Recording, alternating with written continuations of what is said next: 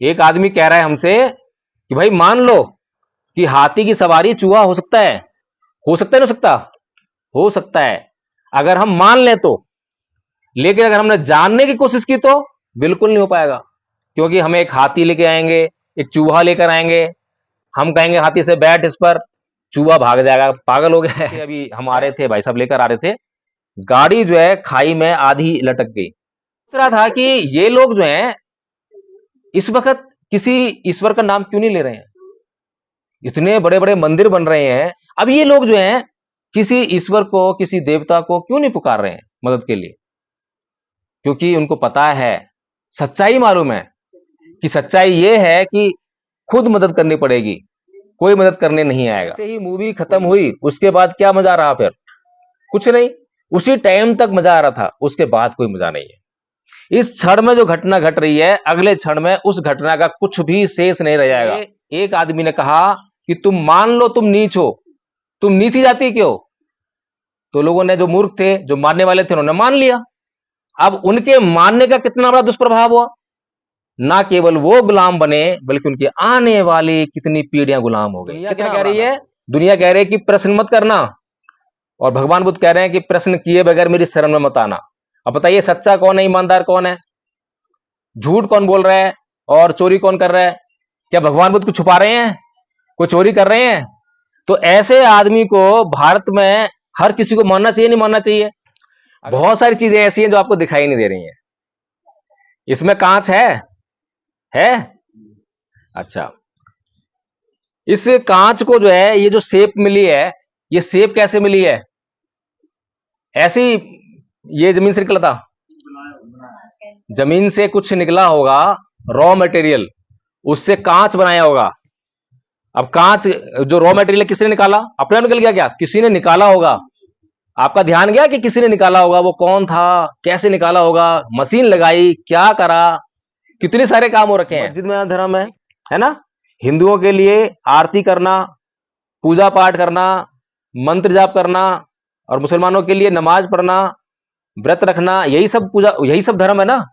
लेकिन इस महान शख्स ने यह बोला कि इसका धर्म से मतलब ही नहीं है, यह धर्म है ही नहीं।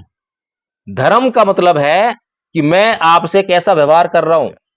और पूरी दुनिया में कहीं भी पूछ लीजिए कि मैं बुद्ध की धरती से आया हूं, मैं बुद्ध के देश से आया हूं, तो बोलेंगे आप भारत से आए हो। भारत और बुद्ध जो है एक दूसरे के पर्यायवाची हैं, लेकिन भारत के लोगों ने ही भगवान बुद्ध को भुला दिया। अब भुला दिया, चलो ठीक है, कोई बात नहीं, लेकिन एक प्रश्न मेरे मन में पैदा होता है कि आखिर भगवान बुद्ध ने हमारे लिए ऐसा कौन सा नुकसान किया जिसके लिए हमने उसको भुला दिया? होना चाहिए ना।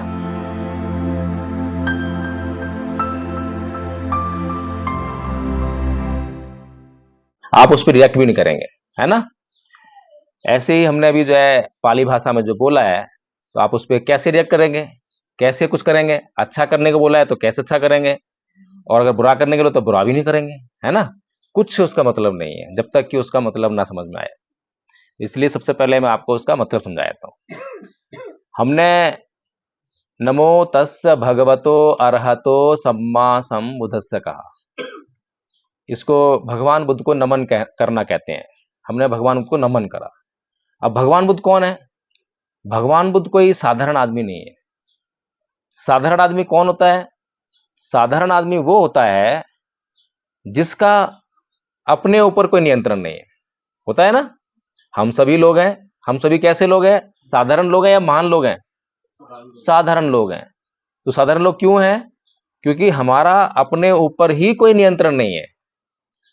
हमने खाना खाना शुरू किया और खाना हमें स्वादिष्ट लगा, तो क्या करते हैं फिर? और खाते हैं और खाते हैं। नियंत्रण नहीं है। खाना बहुत अच्छा है, अच्छा कैसे है? सेहत के लिए अच्छा है, लेकिन आपको पसंद नहीं है, तो आपने खाना छोड़ दिया, तो क्या हुआ? नुकसान हुआ ना? तो इसका मतलब हमारा अपने ऊपर नियंत्रण नहीं है। जो हमें करना चाहिए हम वो नहीं करते हैं, और जो हमें नहीं करना चाहिए वो लगातार हम किए जा रहे हैं, है ना? तो ऐसे ही ये जो भगवान बुद्ध हैं, इन्होंने अपने ऊपर जीत हासिल की, अपने आप को जीता। इस संसार में सभी लोग दूसरों को जीतने में लगे हुए हैं, अभी आप देख रहे हैं यूक्रेन और रूस का युद्ध चल रहा है, तो वो किसको जीत रहे हैं? वो यूक्रेन चाहता है कि रूस को जीत ले और रूस चाहता है यूक्रेन को जीत ले। ईरान और इजराइल का युद्ध हो रहा है, इंडिया और पाकिस्तान का युद्ध होता है, भारत और चीन का युद्ध होता है। आपस में ये चाहते हैं कि मैं उसको जीत लूं। तो इस प्रकार से जो है दूसरों को जीतने की बात तो इस दुनिया में सभी करते हैं, लेकिन वे भूल जाते हैं कि मैं दूसरों को जीतने की बात कर रहा हूं। क्या मैंने अपने आप को जीता है? किसी ने जीता है अपने आप को? नहीं जीता।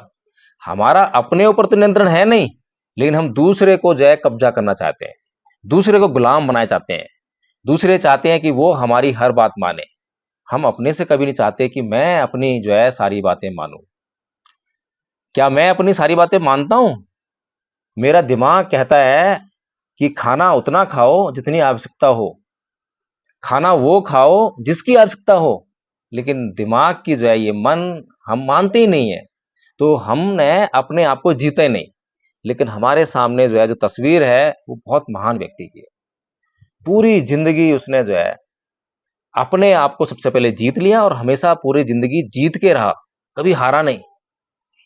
हमारे पास 6 इंद्रियां हैं। इंद्रियां समझते हैं? जानते हैं इंद्रियां कैसी होती हैं? नहीं जानते? पहली बार सुन रहे हैं। नाक एक इंद्री है या नहीं है? क्या काम करती है नाक? नाक सूंघने का काम करती है ना? और जीभ एक इंद्री है, क्या काम करती है? ये स्वाद देती है। कान एक इंद्री है, क्या काम करती है? सुनने का काम करती है। आंख एक इंद्री है, क्या काम करती है? देखने का काम करती है। त्वचा एक इंद्री है, छूकर मालूम पड़ता है ठंडा है गर्म है ना? मन एक इंद्री है जिससे हम सब कुछ जो है चलाते हैं, सब कुछ काम उसी से करते हैं। तो इस तरह से जो है हमारे पास ये जो इंद्रियां हैं इनके अपने अपने विषय हैं। जैसे कि हमने कौन सा विषय लिया था अभी? जीभ का। तो जीभ एक इंद्री है, इसका विषय क्या है? स्वाद। यानी कि इस जीभ पर जैसे ही भोजन आता है वैसे ये बताती है कि ये भोजन अच्छा है या बुरा है ना? हमेशा ऐसा होता है ना? कभी ऐसा नहीं हुआ होगा कि जीभ पर कोई चीज आई और हमने उसका स्वाद पता ना लगाओ, लगता है। तो अच्छा लगने पे क्या करते हैं हम? जब हमें कोई भोजन अच्छा लगता है तो क्या करते हैं?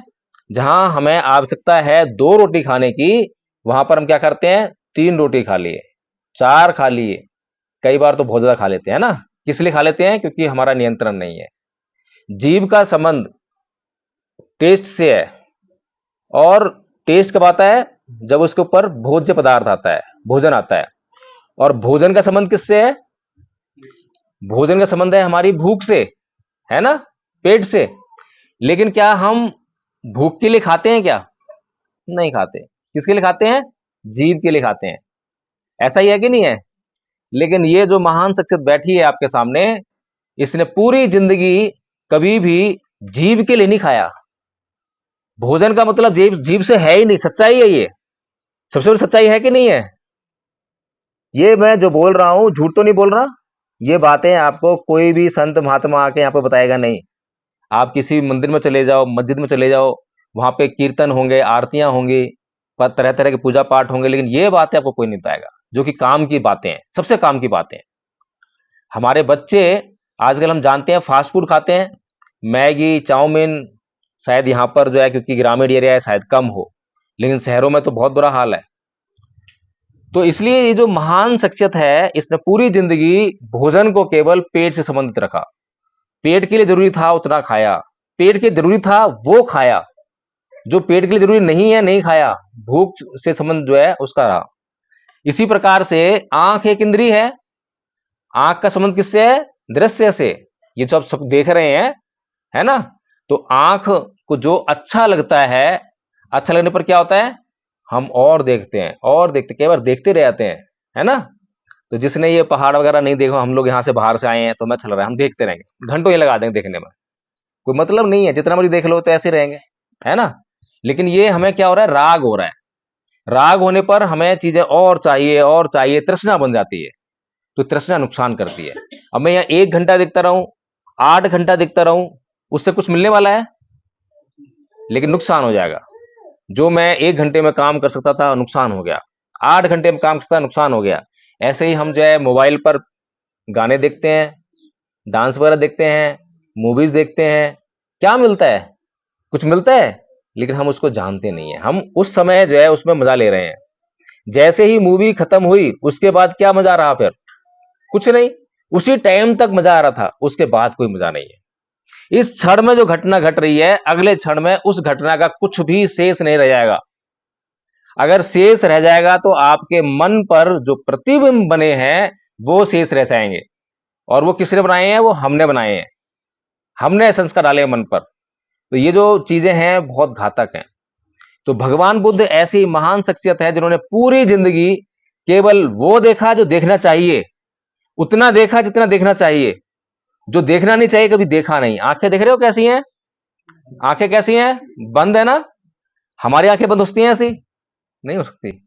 करके देखो जरा, नहीं होंगी। आप 1 मिनट आंखें बंद कर सकते हो, विचलन पता हो जाएगा, तिलमिलाहट हो जाएगी। लेकिन ये शख्स इतना महान कि पूरी जिंदगी आंखें उतनी खोली जितनी जरूरत है। रास्ता देखना है, 4 कदम देखा, 4 कदम से आगे देखा ही नहीं। जिसको देखने का मतलब नहीं है उसको देखा ही नहीं। और हम लोग जब चलते हैं तो यहां भी देखेंगे, वहां भी देखेंगे, सब जगह देखेंगे। देखते हैं ना? तो इसी तरह से जो है हम नमन इसलिए कर रहे हैं क्योंकि जो 6 इंद्रियां हमारे पास हैं, कान है सुनने का काम करता है ना? हम लोग जो है बहुत अच्छा म्यूजिक चल रहा है तो सुने जा रहे हैं, सुने जा रहे हैं, सुबह से शाम हो गई है। लेकिन भगवान बुद्ध ने कभी भी अनावश्यक सुना नहीं, अनावश्यक सुना नहीं। तो ये जो हमारी 6 इंद्रियां हैं, इनसे हमें राग और द्वेष दोनों पैदा होते हैं। अच्छा लगा तो और चाहिए चाहिए, और बुरा लगा तो नहीं चाहिए, नहीं चाहिए। और दोनों ही स्थितियां जो है हमारे लिए घातक हैं। तो इसलिए हम बुद्ध को नमन करते हैं क्योंकि बुद्ध ने अपने आप को इन दोनों स्थिति से बचाकर अपने आप को समता में स्थित कर दिया, बीच में ले आए और पूरी जिंदगी वैसा व्यवहार किया। अब महान है कि नहीं है बताइए? अपने आप को जीतने का काम ऐसे होता है, कर सकते हो आप। और जो आदमी इस बात को समझ ले, अब तो आपको जानकारी हो गई है कि हमें अपनी इंद्रियों पर कंट्रोल करना है। त्वचा इंद्रिय है ना, इससे हमें सर्दी लगती है, इससे हमें गर्मी लगती है। फील का होता है, इसी से होता है ना। तो सर्दी लगती है तो फिर क्या होता है? सर्दी लगी, आप बेड में पड़े हैं ना, आपने बोला कि भैया रजाई दे दो जरा, सुना नहीं। दूसरी बार बोला रजाई दे दो भाई, सुना नहीं। तीसरी बार आपने थोड़ा जोर से बोला अरे रजाई दे दो भाई, उसने फिर भी नहीं सुना, मानी नहीं आपकी बात। आपने फिर चिल्लाकर बोला, गुस्से से बोला, फिर भी नहीं सुना था, आपने पिटाई भी कर दी उसकी। इतना सब काइस के लिए हुआ? वो जो आपकी जो इंद्री है आपको परेशान कर रही थी ना, आपको वो ठंड जो है बर्दाश्त नहीं होती। ठंड से आप जो है विचलित हो रहे थे, घृणा हो रही थी, ठंड नहीं चाहिए, नहीं चाहिए, नहीं चाहिए। अगर आपने उस वक्त अपने आप को संयमित कर लिया होता, सहनशील बना लिया होता, समता में स्थित कर लिया होता बुद्ध की तरह, तो आप जो है इरिटेट ना होते।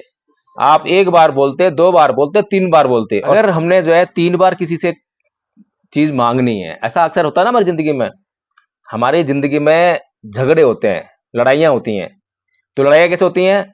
हमने किसी से कुछ काम करने के लिए कहा, मान लीजिए अपने बेटे से हमने कहा बेटा 1 गिलास पानी दे दो, उसने नहीं सुना, होता है अक्सर ऐसे होता है। दूसरी बार बोला बेटा पानी दे दो 1 गिलास, उसने फिर इंकार कर दिया, मतलब इग्नोर कर दिया, खेल रहा हो कुछ भी कर लिया, ऐसा होता है।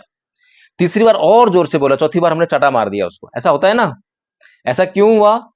क्योंकि हमारा अपने ऊपर नियंत्रण नहीं है। अगर हमारे को अपने ऊपर नियंत्रण होगा तो हम क्या बोलेंगे? 3 बार बोलेंगे, फिर 3 बार बोलेंगे। 3 बार के बाद फिर अपने आप काम अपने आप कर लेंगे, फिर नहीं बोलेंगे, फिर अपना काम अपने आप कर लेंगे।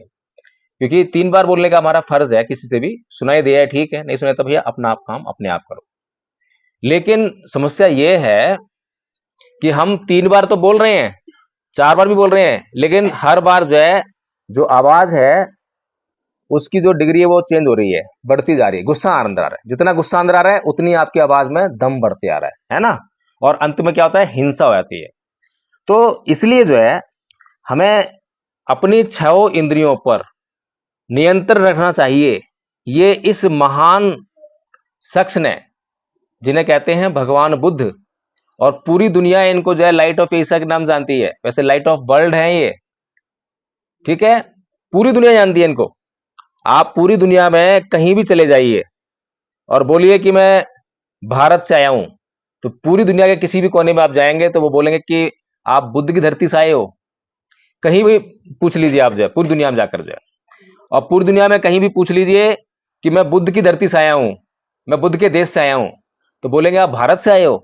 भारत और बुद्ध जो है एक दूसरे के पर्यायवाची हैं, लेकिन भारत के लोगों ने ही भगवान बुद्ध को भुला दिया।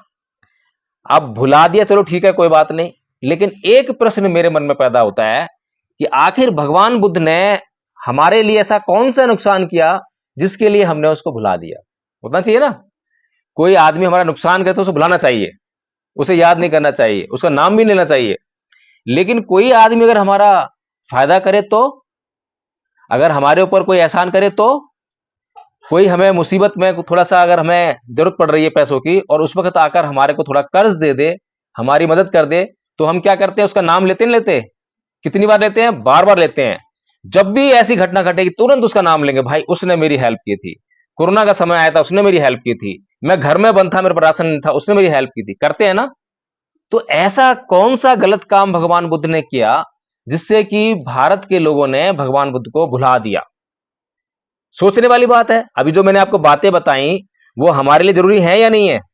जरूरी है। तो भारत के लोगों पर एहसान किया नहीं बताकर भगवान बुद्ध ने ये जो बात बताई है, केवल हम बोलते हैं, कोई और धर्म इन बातों चर्चा नहीं करता है।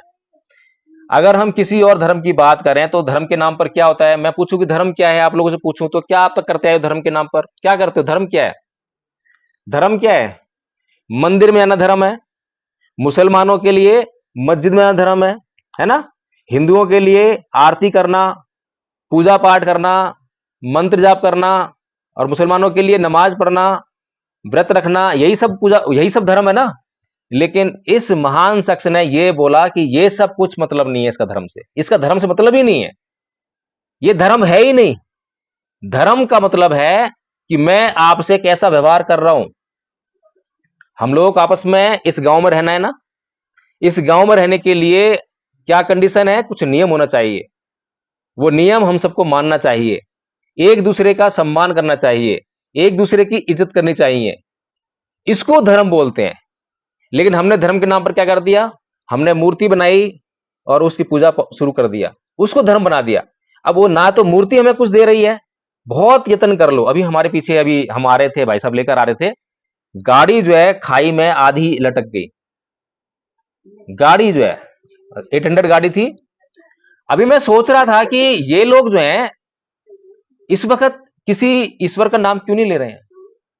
इतने बड़े बड़े मंदिर बन रहे हैं, हर एक पहाड़ की चोटी पर कहीं भी, चाहे इंसान ना पहुंच पाए लेकिन वहां मंदिर बन जाता है, बनता है ना?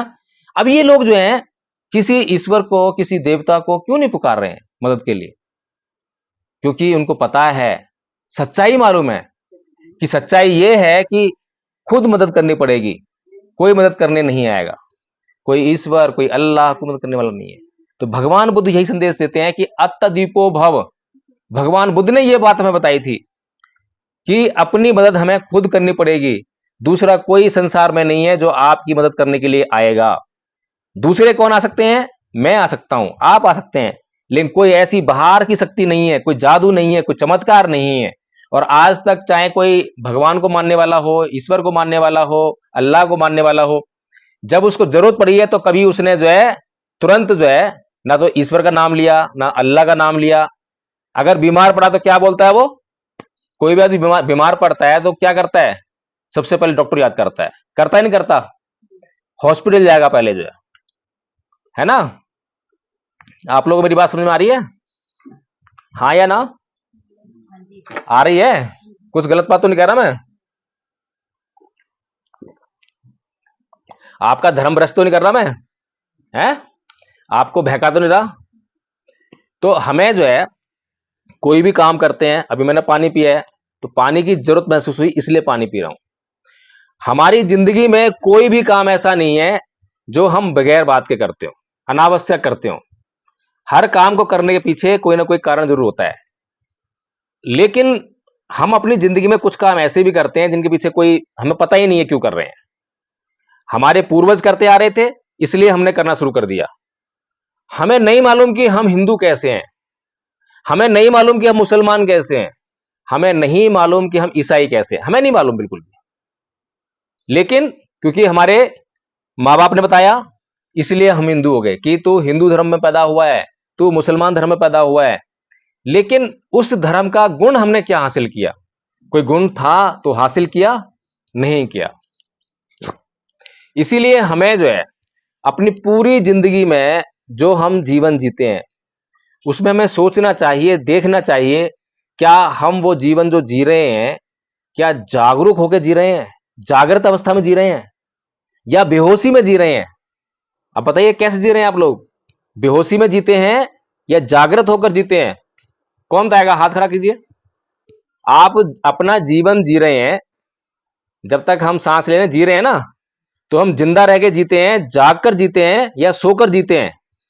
कैसे जीते हैं? जागकर या सोकर? जागकर। चलिए अब मैं इसी बात पे जो है थोड़ी सी और चर्चा कर लेता हूं कि हम जागकर जीवन जी रहे हैं या सोकर जी रहे हैं। आपको बाइक चलानी आती है तो रोज बाइक चलाना सीखते हैं या जो सीख लिया है उसी का एक्सपीरियंस करते हैं? है ना? रोज तो नहीं सीखते ना।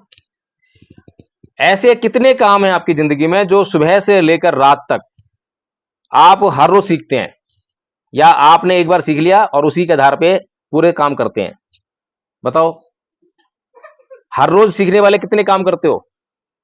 मुश्किल से एक या दो काम पूरे दिन में ऐसे होते हैं जिनको आप पहली बार करते हो, है ना? और वही काम जो आपको तकलीफ देते हैं ना।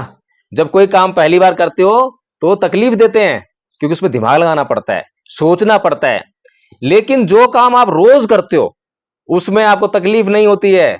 मोटरसाइकिल जब चलाना सीख रहे थे तकलीफ हो रही थी, लेकिन जब चलाना सीख गए तो बड़ा आसान हो गया, है ना? बड़ा आराम मिल गया।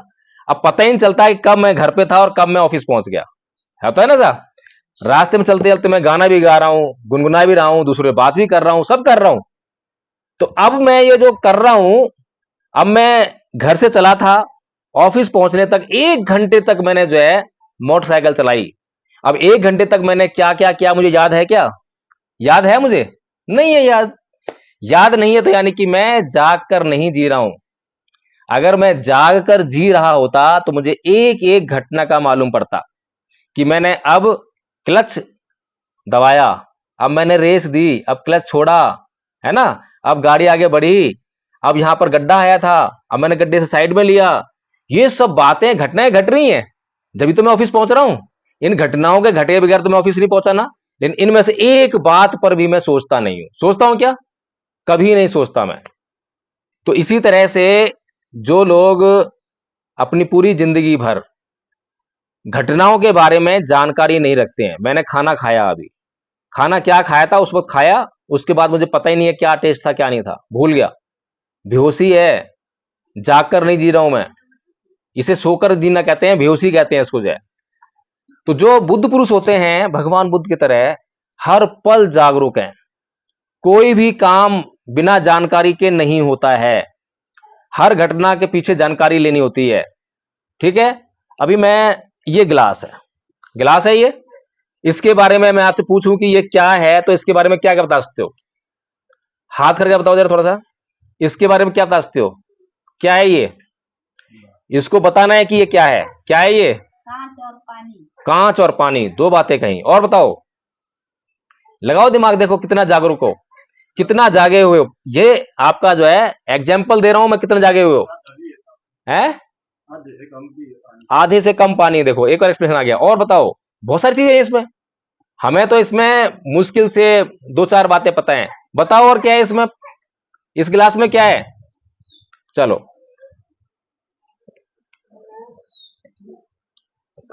अब क्या है इसमें? खाली है? पानी है इसमें? हवा है इसमें? हवा है। ये तो साइंस से पता लग गया कि हवा है ना? जो खाली है उसमें हवा तो है ही है। और क्या है बताओ इसमें? बहुत सारी चीजें ऐसी हैं जो आपको दिखाई नहीं दे रही हैं। इसमें कांच है? अच्छा, इस कांच को जो है ये जो शेप मिली है, ये शेप कैसे मिली है? ऐसी ये जमीन से निकला था, जमीन से कुछ निकला होगा, रॉ मटेरियल, उससे कांच बनाया होगा। अब कांच जो रॉ मटेरियल किसने निकाला? अपने आप निकल गया क्या? किसी ने निकाला होगा। आपका ध्यान गया कि किसी ने निकाला होगा, वो कौन था, कैसे निकाला होगा, मशीन लगाई, क्या करा, कितने सारे काम हो रखे हैं। एक मिट्टी का बर्तन बनाने में आग लगती है, इसमें आग है क्या? बिना आग के बन गया ये? आपको आग दिखाई नहीं दे रही इसमें? हम कितना जागरूक हैं। इसमें आग का इस्तेमाल हुआ है, लेकिन इसमें अभी आग दिखाई नहीं दे रही है, इसमें आग नहीं है, क्योंकि आप आग से क्या समझते हो कि जो आपको टच करते ही, छूते ही गर्माहट दे, वो आग है। लेकिन मैं कह रहा हूं कि इसका निर्माण अगर हुआ है तो इसमें आग है। आग के बिना कैसे निर्माण होगा इसका? मिट्टी के बर्तन का निर्माण होता है तो उसमें पानी होता है, बेशक पका के उसका पानी समाप्त हो गया उसमें, पानी के बिना कैसे बनेगा बर्तन? तो इसमें जो चीजें हैं वो हमें दिखाई नहीं दे रही हैं। इसी तरह से हमारी जिंदगी में सुबह से लेकर शाम तक जितने भी काम कर रहे हैं, एक एक चीज, हर घटना के पीछे अगर हम विश्लेषण करना चाहें, सोचते नहीं ना हम, कभी जानकारी लेते ही नहीं है। तो भगवान बुद्ध जो है इसी तरह से आदमी दिमाग खोलते हैं और कहते हैं कि प्रश्न करो। अब मैं प्रश्न कर रहा हूं जब तो उत्तर मिल रहे हैं, और आप प्रश्न करेंगे तो भी उत्तर मिलेंगे। लेकिन जो कोई प्रश्न करे ही ना तो क्या उत्तर मिलेगा? खोज होगी क्या? अभी आप लोग जो जीवन जी रहे हैं, आप लोग ये बैठे हुए हैं फर्श पर, ये कैसे बना फर्श? पहले फर्श था क्या? अभी मुझे बता रहे थे भाई साहब जो हैं कि जब मैं स्कूल जाता था तो यहां पर सारा कच्चा था, ये रोड थे ही नहीं, रोड थे ही नहीं। तो रोड कैसे बन गया? रोड कैसे बन गया? कंक्रीट कैसे बन गया? पंखा कैसे आ गया? एसी लग रहे हैं। अब यहां पे तो नहीं जरूरत आपको जो है, लेकिन दिल्ली में गर्मी पड़ती है, एसी लगते हैं, हीटर लगते हैं, आपके यहाँ हीटर लगते होंगे, है ना? ये क्यों आए आपकी जिंदगी में? कहां से आए? क्या किसी ने प्रश्न किया तभी आए या उसके बगैर आ गए? प्रश्न किया ना। एक आदमी को गर्मी लगी तो उसके मन में एक प्रश्न पैदा हुआ कि भाई मुझे गर्मी क्यों लग रही है? तो उत्तर मिला कि ये जो गर्मी इसलिए लग रही है भाई कि धूप पड़ रही है, सूरज और पृथ्वी का जो निकटता आ रही है ना, निकटता हो रही है, आपस में जो दूरी कम हो रही है, इसकी वजह से तुझे गर्मी लग रही है। फिर वो प्रश्न करता है कि भाई इस गर्मी से मैं कैसे निजात पाऊं, इस समस्या का हल क्या है? तो उसने फिर उस पर काम करना शुरू किया। प्रश्न आ गया ना पहले कि इससे मैं छुटकारा कैसे पाऊं, तो जब प्रश्न आ गया तो उसने उस पर काम करना शुरू किया। तो उसने पंखा बना लिया। फिर उसने कहा और चाहिए कुछ अच्छा साधन, तो उसने एसी बना लिया। कि भाई घर में थोड़ा सा गर्म पानी अच्छा नहीं लगता पीने के लिए, तो फ्रिज बना लिया। ये जो सारी चीजें हैं, ये सारी चीजें प्रश्न करने से शुरू हुई हैं। जिस इंसान ने जितना बड़ा प्रश्न किया उतनी ही बड़ी समस्या को हल कर दिया। एक आदमी था न्यूटन, आप लोग नहीं जानते होंगे। सेब के पेड़ के नीचे सो रहा था, लेटा हुआ था, और अचानक सेब ऊपर से उसके पेड़ के ऊपर से उसके ऊपर गिर गया। तो वो क्या बोलता है, ये पेड़ पे से गिरकर जो है मेरे ऊपर क्यों गिरा, ये ऊपर क्यों नहीं गया? अब बताओ, इस दुनिया में सारे लोग उसके प्रश्न को क्या बोलेंगे? पागल है ये, कोई चीजें क्या ऊपर जाती हैं क्या? अब ये जो घटना घटी है, ये दैवी प्रकोप नहीं है ये। कुछ लोग बोल सकते हैं कि देवी प्रकोप है, ये आंधी चल रही है, देवी प्रकोप है। कोई बात नहीं, अब गिरेंगे तो हम इसको डालेंगे, ठीक है ना? ऐसा कुछ नहीं है। ये मोमबत्ती रखी थी, ये भी हमारा प्रतीक है। प्रतीक किस बात का है? ये ज्ञान का प्रतीक है। अभी जो हम बातें कर रहे हैं वो ज्ञान की बातें कर रहे हैं। इन बातों के अभाव में हमारी जिंदगी में अंधकार है। तो हमें अंधकार कैसे मिटेगा हमारी जिंदगी का? ज्ञान से मिटेगा। इन बातों को हम समझ रहे हैं, जान रहे हैं। तो जो न्यूटन था ना, जिसने कहा कि भाई सेब नीचे क्यों गिरा, ऊपर क्यों नहीं गया, इस दुनिया के सारे लोग उसे पागल कहते थे कि ये पागल है, इसको ये नहीं मालूम है ये चीजें नीचे गिरती हैं। अरे उसको मालूम है ये चीजें नीचे गिरती हैं, लेकिन ये पूछ रहा है कि नीचे क्यों गिर रही है। प्रश्न क्या था? दुनिया ने कभी प्रश्न नहीं किया, प्रश्न करते ही नहीं, क्योंकि बेहोशी में जीते हैं दुनिया जो है। दुनिया जानती है सारी चीजें नीचे गिरती हैं, लेकिन उसका प्रश्न क्या था कि नीचे क्यों गिरती हैं। अगर उसने ये प्रश्न ना किया होता तो आज आपके घर में पंखा नहीं चल रहा होता। मालूम है आप लोगों को? अगर ये प्रश्न ना किया होता तो आपके घर में पंखा ना चल रहा होता। उसने ग्रेविटी जो उसका सिद्धांत होता है कि जो पृथ्वी है वो सभी चीजों को अपनी तरफ खींचती है, उस सिद्धांत का उसने आविष्कार किया। इस दुनिया में जितने भी आविष्कार हो रहे हैं सारे प्रश्न करने से हो रहे हैं। लेकिन बड़े दुख की बात है, बहुत दुख की बात है कि इस संसार में धर्म के नाम पर जितने भी वर्ग बने, जितने भी ईश्वर बने, देवी देवता बने, पुजारी हुए, मंदिर बने, सबने जो है मनुष्य को मना कर दिया, भाई प्रश्न मत करना, प्रश्न मत करना। ऐसा हुआ नहीं हुआ? मना करते हैं ना। आप पुजारी से पूछते हो कि भाई ईश्वर क्या करता है, तो पुजारी तुरंत बोलता है कि ईश्वर के ऊपर प्रश्न मत करना, ईश्वर आस्था का मतलब है, श्रद्धा करनी चाहिए, विश्वास करना चाहिए। इस पर अगर प्रश्न करोगे तो तुम्हारा अनिष्ट हो जाएगा, तुम्हारा ये गलत हो जाएगा, है ना, ऐसा बोलते हैं ना। तो वो प्रश्न करने से क्यों रोक रहा है? और जो आदमी सच्चा और ईमानदार होता है तो वो क्या बोलता है, जो पूछना है पूछ लो। अगर आप किसी सच्चे आदमी के ऊपर इल्जाम लगाकर कोर्ट में ले जाओ तो क्या बोलेगा वो, कि भाई जो पूछना है पूछ लो, मैंने कोई चोरी नहीं की है, ऐसे बोलेगा ना, डंके चोरे बोलेगा। लेकिन किसी चोर को पकड़ के आप जो है कोर्ट में ले जाओ तो वो क्या बोलेगा, यार कोई प्रश्न मत कर लेना, ऐसे बोलेगा ना, यहां मुझसे कोई पूछ ना ले, अगर कोई पूछेगा तो बताना पड़ जाएगा, मेरी पोल खुल जाएगी, ऐसे बोलेगा ना।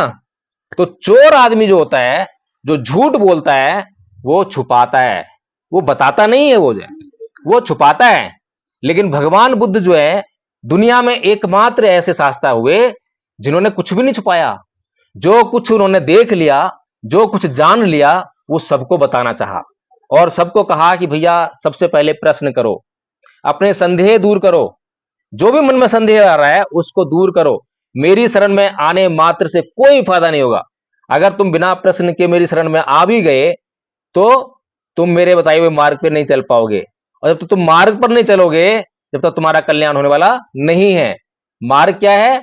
मैं कहता हूं कि जितनी आवश्यकता उतना खाओ, लेकिन तुम तो अपने मन से खाओगे। जब मन से खाओगे तो मेरा मार्ग तो वो है नहीं, मेरा मार्ग तो है जितनी आवश्यकता उतना खाओ, है ना। तो मेरे बताए हुए मार्ग पर नहीं चलोगे तुम्हारा कल्याण नहीं होगा। भगवान बुद्ध ये बात कह रहे हैं। वो दुनिया क्या कह रही है? दुनिया कह रही है कि प्रश्न मत करना, और भगवान बुद्ध कह रहे हैं कि प्रश्न किए बगैर मेरी शरण में मत आना। अब बताइए सच्चा कौन है, ईमानदार कौन है, झूठ कौन बोल रहा है और चोरी कौन कर रहा है? क्या भगवान बुद्ध को छुपा रहे हैं, कोई चोरी कर रहे हैं? तो ऐसे आदमी को भारत में हर किसी को मानना चाहिए, नहीं मानना चाहिए? अगर भगवान बुद्ध को मानेंगे तो किसी का नुकसान होगा? कोई नुकसान होता है क्या? फायदा तो होता है, हम फायदा बहुत करते हैं ना। अगर भगवान बुद्ध को मानेंगे तो हमारा हर पल फायदा होगा, एक तो हम जागरूक हो जाएंगे।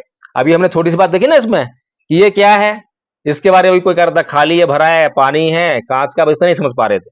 लेकिन इसके पीछे और क्या कहानी है, वो सारी कहानी एकदम से आने लगी, जैसे जैसे हमने डिस्कशन करने लगे वैसे वैसे वो कहानी जो है सामने आ गई। तो जागरूकता बढ़ गई हमारी जो है। ऐसे ही अब जब जागरूकता बढ़ती है तो आदमी प्रश्न करना सीखता है, हर किसी से प्रश्न करेगा, प्रश्न किए बगैर कोई बात मानेगा नहीं, किसी बात को जब तक जान ना ले मानेगा नहीं। लेकिन ये दुनिया जो है बड़ी समस्या में है। समस्या क्या है? समस्या ये है कि जानने के लिए मेहनत करनी पड़ती है और मानने के लिए कोई मेहनत नहीं करनी पड़ती।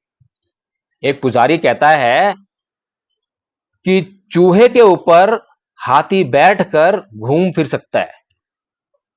बात समझ में आ रही है? हाथी की सवारी चूहा हो सकता है, हो सकता है, हो जाएगा। क्यों?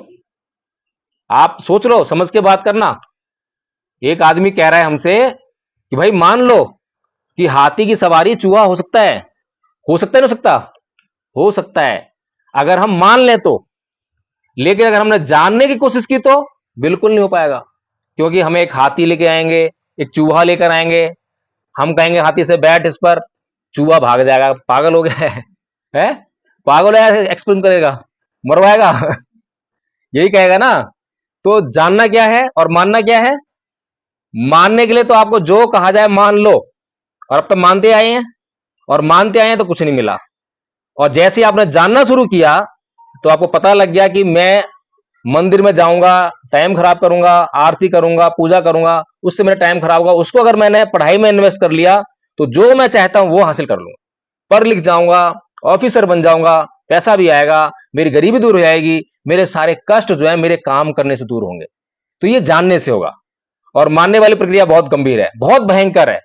एक पुजारी कहता है कि एक हाथी की गर्दन काट दी, एक इंसान की गर्दन काट दी, इंसान की गर्दन पर जो है एक हाथी की गर्दन लाके फिट कर दी, मान लो। तो मानने में तो कुछ जाता नहीं है, कोई मेहनत नहीं करनी है, कोई किताब नहीं पढ़नी है, दिमाग भी नहीं चलाना है, कोई कसरत नहीं है, कोई मेहनत नहीं है, तो मानना आसान है। तो मानने वाले लोग जो मेहनत नहीं करना चाहते हैं, बिल्कुल भी मेहनती नहीं है, आलसी किस्म के लोग हैं, वो मानते चले आ रहे हैं, मान लेते हैं, कुछ भी मना लो उनको, कुछ भी मना लो, तो मान लिया। लेकिन जानने वालों ने तर्क लगाया, बुद्धि लगाई, तो उन्होंने कहा ऐसा कैसे हो जाएगा भाई, इसका ब्लड ग्रुप नहीं है मेन मैच करता, इसका साइज मैच नहीं करता, कुछ भी मैच नहीं कर रहा, तो ये तो पॉसिबल ही नहीं है। जानने वालों ने जो सारी वो बातें करें। इसी तरह से एक आदमी ने कहा कि तुम मान लो तुम नीच हो, तुम नीची जाति के हो, तो लोगों ने, जो मूर्ख थे, जो मानने वाले थे, उन्होंने मान लिया। अब उनके मानने का कितना बड़ा दुष्प्रभाव हुआ, ना केवल वो गुलाम बने, बल्कि उनके आने वाली कितनी पीढ़ियां गुलाम हो गई, कितना बड़ा अनर्थ हो गया ना। किस कारण से हुआ, केवल मानने के कारण से। अगर उन्होंने जानने का प्रयास किया होता, भगवान बुद्ध की बात को माना होता, सम्मति का पालन किया होता, तो वो प्रश्न करते कि भाई तू कह रहा है कि मैं नीच हूं, बता मैं नीच कैसे हूं, मैं नीच कैसे हुआ, तू ऊंच कैसे हुआ, प्रश्न करता ना। लेकिन प्रश्न नहीं किया। प्रश्न किया भी होगा तो उसने क्या बोल दिया कि मैं नहीं बोल रहा, ये तो किताबों में लिखी है, धर्म ग्रंथों में लिखी है। फिर वो बोलेगा भाई धर्म ग्रंथ की क्यों मानूं मैं, तो क्या बोला होगा कि ये धर्म ग्रंथ जो है मैंने नहीं लिखे, ये भगवान ने लिखे हैं, लो कर लो बात, बात ही खत्म हो गई। अब यहां इससे आगे बुद्धि चलती नहीं है, इससे आगे कोई बुद्धि चलाएगा भी नहीं, क्योंकि जहां पर ईश्वर का प्रकोप आ गया कि भाई अगर तूने ईश्वर के ऊपर प्रश्न किया तो तेरा सर चकनाचूर हो जाएगा, तेरे सर के 4 टुकड़े हो जाएंगे, इस तरह की बातों से डरा दिया उसको।